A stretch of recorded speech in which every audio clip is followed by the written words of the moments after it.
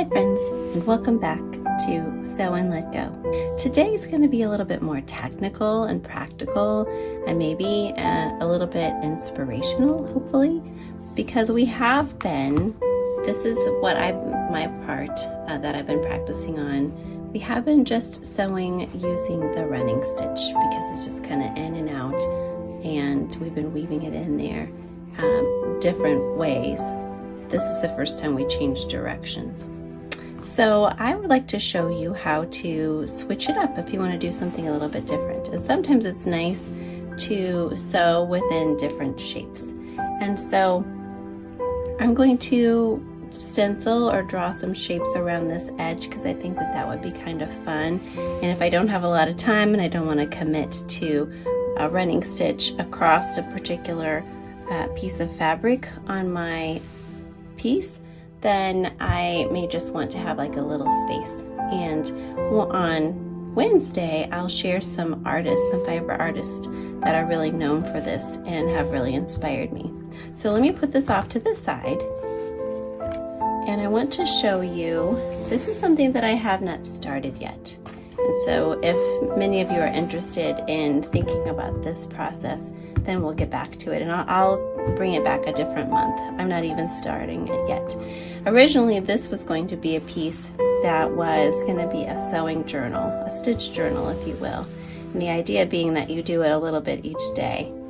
And so what I'm showing you is, today's kind of theme is shapes, different shapes, and I'll show you ways that you can do that.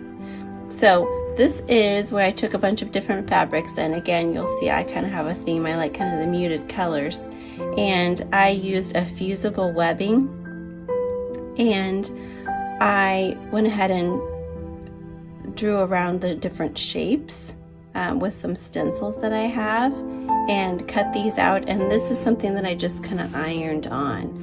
And again, this is not really the focus of the whole process of this piece, but I just want to show you kind of a more sophisticated example before we dial it back to simple, because I want to balance our novice sewers and our experienced sewers so that everybody can take a little bit away. So this is something that I want to practice on and either do the running stitch, or we might do a chain or a little bit different stitch, and show you how every day I could add a little bit more so that this piece gets to be finished and could be even more of an art piece or something that I hang up, as opposed to the piece that we're working on, which is process and not necessarily product.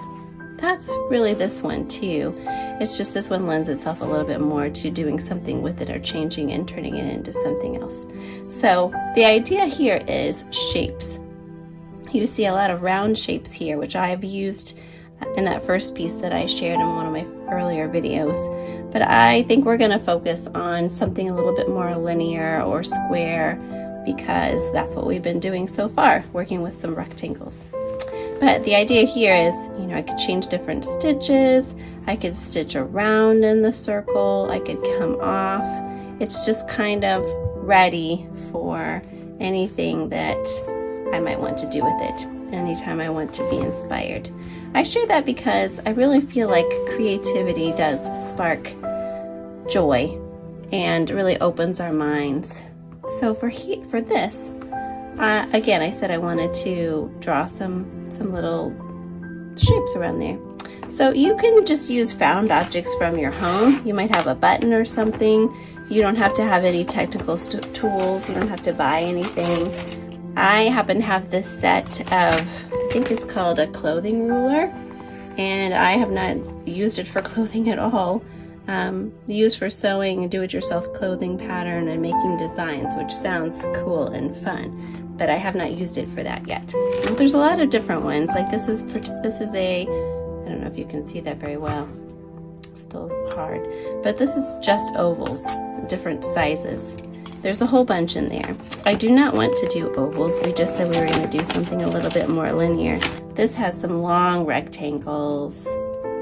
It even has some little circles, and a bunch that look like they're arcs, of course, like little rainbows. So I could make a rainbow of that if I wanted to. But again, I just want to sew in a linear way. And well, sure, this is something that I could just do on my own, but I want it to be a little bit more elaborate. I might have it be a little bit more bendy, and so that I can see something creative. And it's nice because I can handwrite in a straight line since I've been a teacher, and I'm sure many of you can too, but I have a hard time free drawing lots of things. So having a stencil is nice. But again, if there's like a square or a found object that you could trace, you can totally do that as well. That's kind of fun. So I'm going to do this one. I think this one must be R120.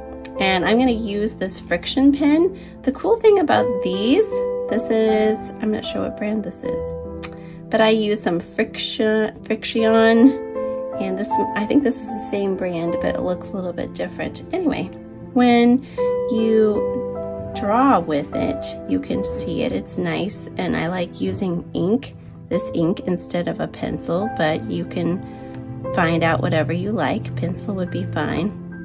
The magic part about this is it's heat erasable. So once you have this done, and if you use it on anything, all you have to do is grab that iron and it disappears. So there's that. See how nice it is? And then I might want to try out some little circles actually, since I have this out. I'm going to go ahead and do some inside of this right here, different size circles. I don't know if you remember in one of the first examples that I shared about just this practice, I had started out with circles and started in like the very beginning and just kept sewing around and around. And this can be something that I share on Wednesday. Now I'm taping this late, so I do apologize. I had family in from the East Coast. I'm in the Midwest, and right at the end of break, and it was so good to see them, but it didn't provide a lot of time to do these. And as you know, and with yourself, family does come first. So there'll be 2 of these videos kind of back to back. So now I have both of these, and I have a couple of little circles, and I might take my stencil or I might free draw some triangles along the side. Next time you see this, it might look very different. So what do we do after that? Well, I talked last week about having some pre-threaded needles. If you have one in a color or that you like. I have not knotted this, but I did pre-thread it. And the reason being, sometimes it's really enticing was the word that I used last time. When we want to do something, we don't have very much time. It's nice to not have to thread a needle. I know that seems really silly, but honestly, I found it so freeing. Whenever I want to work on something, I can just literally pick it up and start right away. So it's nice if you have the next color that you want. I'm going to use this kind of mustardy, maybe more dark beigey color, and I'm going to do this in the arc for a little bit, and then that's about where we'll stop for today. We'll just end technically. Now you see me doing this thread, and I've said this in an earlier video, but I wanted to bring it back up again just as a reminder that I learned this from Alabama Channon, online, it wasn't a workshop, but it was just a video course, and she talked about how you love your thread, the fact that thread is naturally twisted as it's made, and it holds that twist for a long time, and when you cut it, it doesn't magically untwist. It can kind of get tangled, and the reason you do that is because it's less likely to twist and tangle up as you're sewing with it, because I think there's something to be said about your natural oils on that. But then as you're doing it, I can almost just feel as it runs through my hands that it's untwisting a little bit. So I found that to be a really great tip. And then we have the knot on the back, and I could start on the top or the bottom, but I think I'm going to start actually right here. And I think for the first one, I'm actually even going to sew on the line. Often I will sew inside, and again, we're going to be using the running stitch. Now I could, which is how I learned for years, is just poke through and pull and then stick it back up. And then that could work if I wanted to get these really tight, but I just want to do a running stitch because I'm not trying to make this look like anything. The thing about doing that is that this thread has to go in and out all the way through for every pull. And so that can really kind of wear on a bit of a thread. But if you do the running stitch in this way, and again, this is how I learned from Natalie Channon and the Alabama Channon. And it changed my life forever with hand stitching. So in this case, where my thread has come up here, and I'm going to do it, I don't know, I eyeball it. It's not science or anything, whatever looks good to you. But I'm going to do like a little bite there, and I poke it in, and I pivot my needle a little bit so that it comes back. Now here, do you see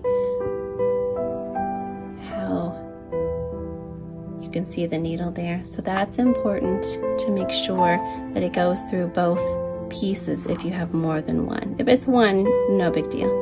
And so this is kind of where practice comes into play. So see how far my needle is? However far it is from the time my needle came in until the time I put my needle back in, that's what my stitch is going to be looking like. So watch, there's going to be no thread here show, and then there is going to be thread here. Let me go ahead and I poked it through twice, and I'll show you what it looks like.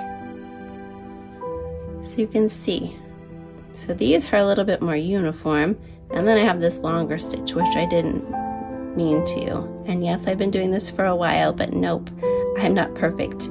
And you can tell by my stitches along here. So it's totally okay if you did. Again, this is really more about the rhythmic process of the stitch than it is about making it look nice. And this is a good way to just practice your hand sewing if you do have a goal of learning how to embroider or do some other hand sewing and you want to get better at it. Participating in this practice over time, even if it's not every day and it's just a couple of times a week or once a week, then you're only going to get better at it. About deciding about how much space, and then about how many times you pivot in there before you draw the thread through. And you see, yes, this thread is going all the way through, but it's not necessarily pulling in and out all the way through for every time the needle enters the fabric. So not only does it feel a little bit more time efficient, feels like it might be making less wear. Now what do I do here? If I poke it up, then there's nothing there. So I like to leave just a little bit of space and stretch it out. Now here's where, yes, I'm going to put it in here, but I don't have any more line. So I'm actually just going to start going up. So I leave just a little bit of space. And this is going to be a short line. So we're going to go through here and then come up right about where the line changes direction here. But maybe you can flex your creativity muscle and you can find different ways to play beyond just different thread choices or fabric or different directions. So that's where we'll end for today, and I will go all the way around and then I'll come back and zigzag back and forth, probably just 2 lines each. I'm not filling it in, I'm not doing any sort of embroidery in that way. I'm just going to stitch in, and then when we come back together I'll show you how to start and do a circle if you're interested in that. Again, thanks for hanging in with me, and I hope your winter break time has started off relaxing and peaceful and quiet. And if not, I hope you get as much of those times as possible.